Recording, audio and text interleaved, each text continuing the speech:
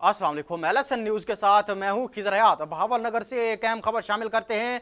बहावल नगर city थाना ए division की मंशियात फरोशों के खिलाफ शानदार कार्रवाई। 2 मुल्जमान गिरफ्तार। मुल्जमान से 2 किलो 500 ग्राम चर्स बरामद की गई।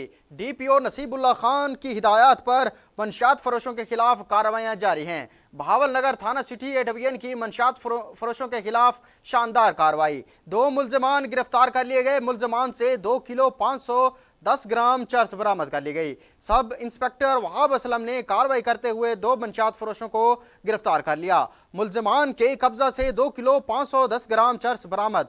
मुल्जमान के खिलाफ मुकदमा इंदराज करके मुल्जमान को पाबंदे सलासल कर दिया।